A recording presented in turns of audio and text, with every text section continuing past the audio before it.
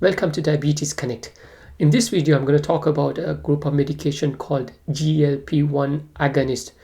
This is another form of medication used primarily for type 2 diabetes. It is still not licensed to be used in type 1 diabetes, although in certain cases it has been used off license, but that is something you will have to discuss very carefully with your own doctor. This group of medications come in injections, and they can either be given every day or once a week, depending on which type of the GLP-1 that you are being prescribed.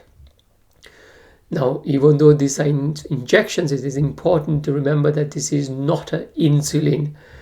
These are, again, very expensive medication, so it is important that you get to know your medication so that if it is not benefiting you, you could discuss with your doctor whether to stop this medication. These group of medication work firstly by reducing the speed at which your stomach empties your food. Because your stomach empties this food slower than if you're not taking this medication, you feel fuller much earlier, so effectively reduces the amount of food that you would eat.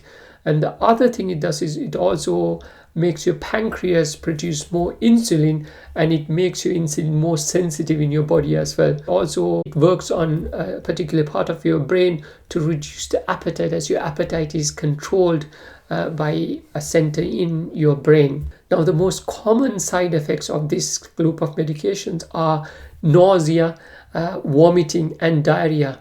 In some respects, the fact that you have nausea or a bit of vomiting or diarrhea would suggest that this group of medication is actually working in your case, because remember, because it slows your stomach from emptying, that is why it probably is making you to feel a little bit nauseated. Usually, as time goes by, this nausea and the diarrhea and the vomiting settles, but if it is persistently there after a few weeks, then you might have to talk to your doctor about stopping this medication. The other rare side effect of GLP-1 agonist is that you could have, again, something called pancreatitis. So if you have severe pain in your tummy, you should stop this medication and talk to your doctor, as this could be a sign of pancreatitis.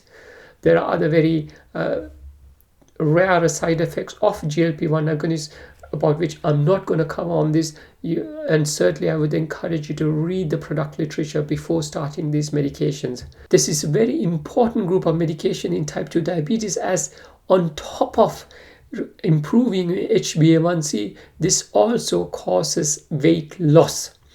So again, because it causes weight loss, it will have a longer term benefit in terms of controlling your diabetes. And certainly if you're on insulin, it has the potential to reduce the amount of insulin you take.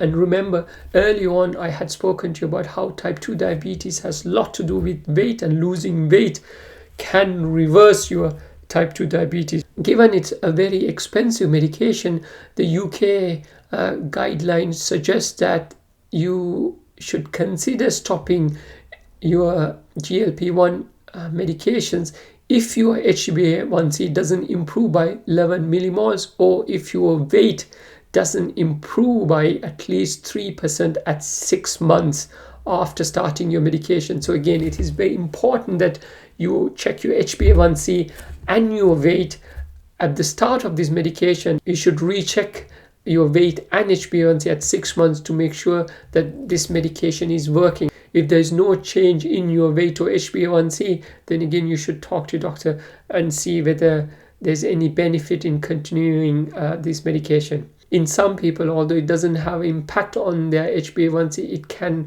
reduce the amount of insulin that they need. So this might be another reason why your doctor might suggest you to continue a GLP-1 agonist. I hope you enjoyed the video. Please share this video, and please like my Facebook page as well. Thank you very much.